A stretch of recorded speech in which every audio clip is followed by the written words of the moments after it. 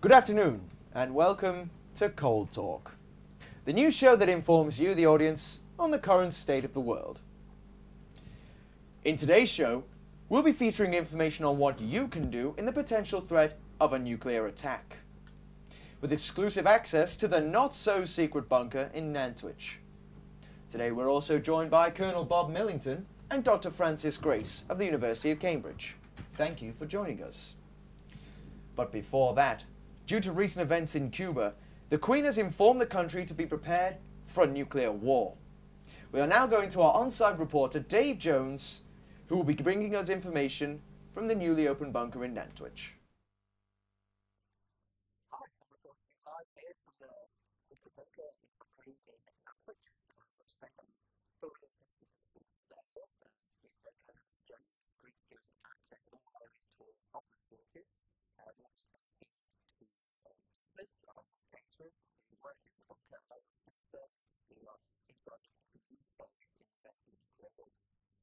all of the facilities. Thank you, Dave. Very interesting indeed. We'll come back to you later on in the show. Now, I'm sure that you've heard about Prime Minister Margaret Thatcher opening the bunker in Nantwich due to the current state of the world, with this potential nuclear attack from the Soviet Union. So, what are your thoughts, Bob? I'm sure you're happy that the country is taking precautions for the worst possible outcome? Yes, of course. It's very important that we're prepared for the imminent attack. The Soviets are clearly acting aggressively as ever, and I feel like Thatcher's doing a jolly good job of being prepared.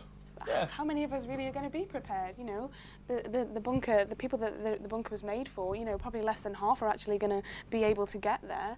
It's, you know, it's in the middle of Nantwich. People over here aren't going to be able to get there in the event of a nuclear war. So, how likely is it, Bob, that a nuclear war will start? And what would you suggest that we do if it does? Well, it's hard to say, really. It's all dependent on several factors, of course. Firstly, to consider is the Soviet Union's state of affairs, how they feel about us, and that old chap Ronald Reagan up in the US of A. I know that they're a trigger-happy bunch, but let's just hope for the best, I say. Well, some certainly very conflicting viewpoints. We'll have more from our guests later on in the show. But first, we're now heading back to reporter Dave Jones, who is now on site inside the secret bunker.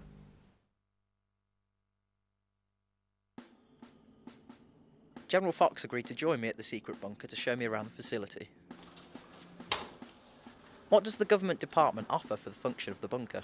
In this office are a number of civil servants in the following ministry departments. The Ministry of Agriculture, Fisheries and Food, for example, the Department of the Environment, the Department of Health, Hospitals and Doctors, Civil Aviation, the Judiciary and the Treasury. The many officers and advisors are called upon by the Commissioner to assist in the rebuilding and regional growth and infrastructure of the country. Hat Green Bunker serves a central role in defence for Britain, protecting the country against the imminent threat of nuclear war from the Soviet Union.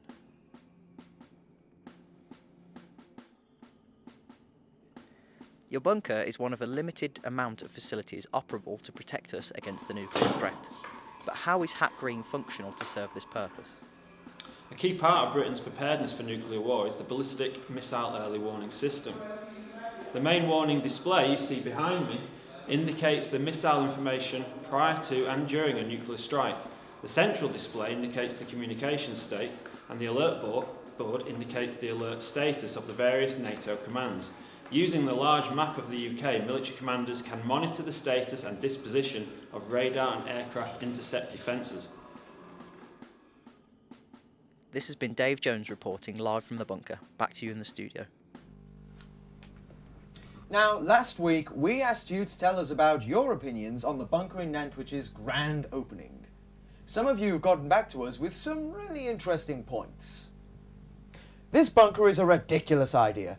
It would be just a way for the wealthy to keep themselves safe, while leaving us working class people in the debris as always. What a fabulous thing Margaret Thatcher is doing. She can't put a step wrong, preparing the country for a nuclear war just after winning the Falklands War. I don't understand how we are all supposed to fit inside this bunker. It must be a pretty big bunker. Some very strong opinions indeed. We thank you for your input. The general public clearly have lots to say as always. Great to hear. Now we're going back to Dave Jones, who has been scouring the bunker for someone to talk to about the food situation within the bunker. How hygienic is the area that you work in?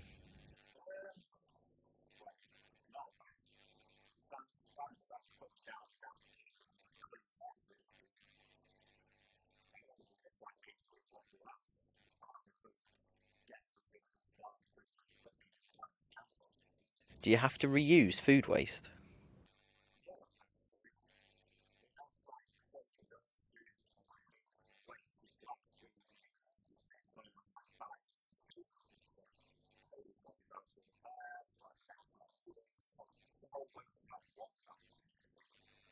What would you do in the case of a nuclear attack?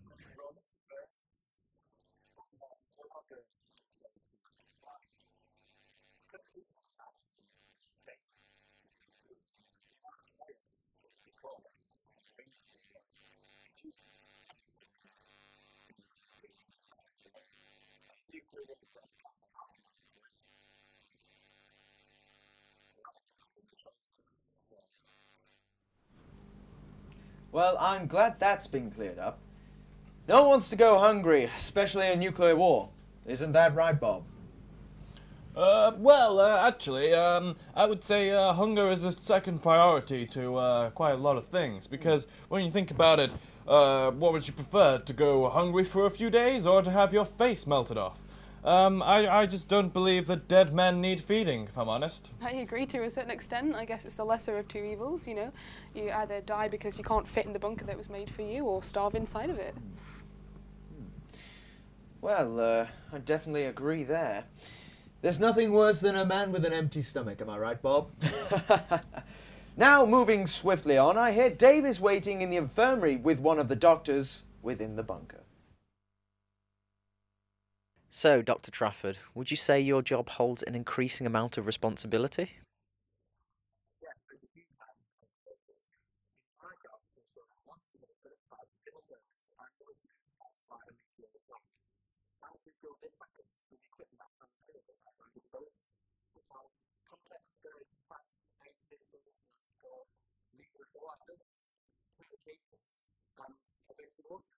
What are the effects of nuclear fallout and radiation poisoning?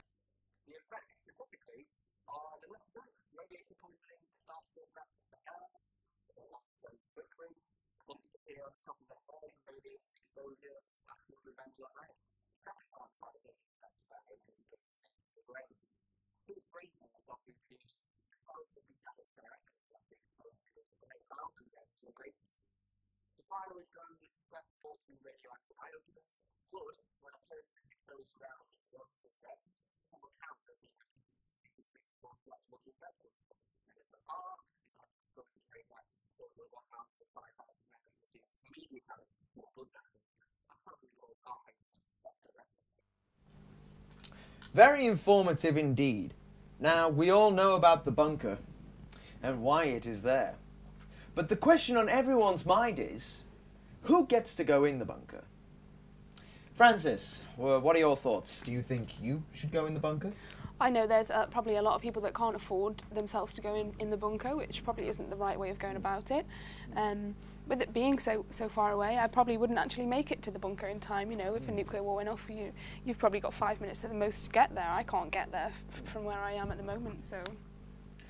Now, what about children? Shouldn't they be prioritised? Bob, what are your thoughts? To be honest, old chap, absolutely not. Children are absolutely useless in the case of a war. As you may know, they are one of the main casualties of war, and casualties have no place surviving, I'm afraid. I believe that we should have a high concentration of important people inside the bunker so that we are ready to re-establish society. Such as yourself? Such as myself, of course, yes, old boy. So we're really thinking about the future here, really. Yes. You know, spending all of this money on something that probably, you know, is not really that likely to happen, that could have probably been spent on education, and then we're also going to have no children to rebuild the future either. Children are too young to be rebuilding any future, I'm afraid. Certainly a predicament. Let's hope we sort out who gets to go in the bunker before it's too late. We're now heading back to the bunker with Dave Jones, bringing us more news and information.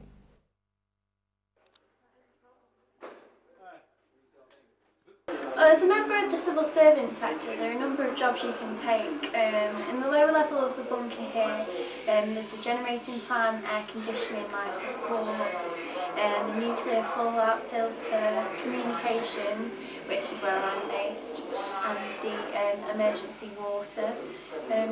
All offices are manned at all times, just in case there's an attack on the bunker. It's vital in case of attack. The entire bunker houses 135 civil servants and military personnel here. I'm the head of communications. I work in the communications centre, making sure that everybody knows what's going on here in the bunker and maintaining outside contact if needs be. Well, that was certainly very interesting view on it. I'm intrigued to hear more. We'll be going back to Dave very shortly. I don't know that bit. Now, if you're wondering more about the... Now, if you're wondering more about the bunker, you can contact them when they are stationed, which is French Lane, Nantwich, Cheshire, CW5 8AP. Now over to Dave, who I believe has got us some information on the security within the bunker. So, how secure is the bunker? What precautions do you take to keep the bunker safe?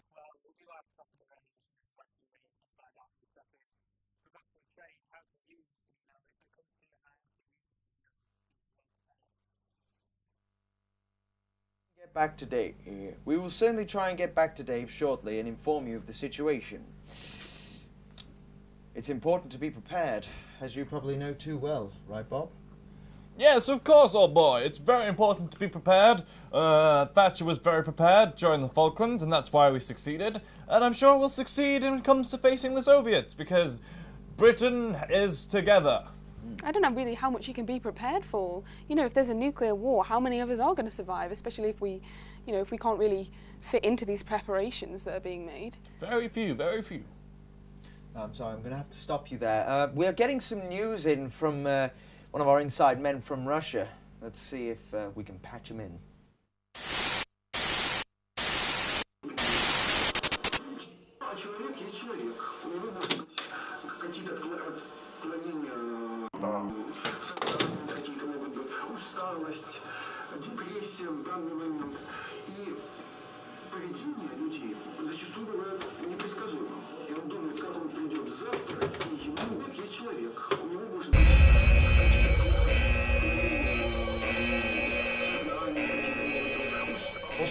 Оставьте!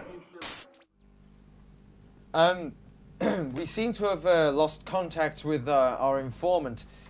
We'll try to get back to him as soon as we can. But now we're going to go straight over to Dave, who's reporting from the bunker.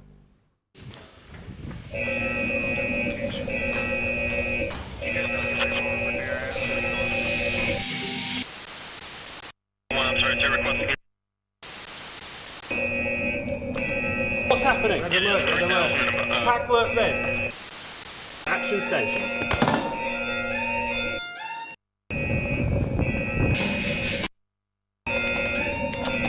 Attack alert red. Attack alert red.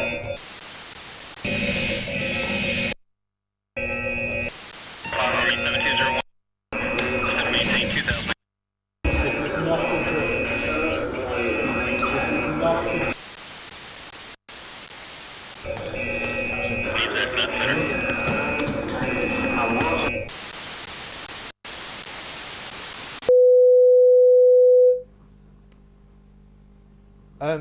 Ladies and gentlemen, I can't quite believe what I'm seeing. We don't quite have confirmation yet, but it would appear that World War III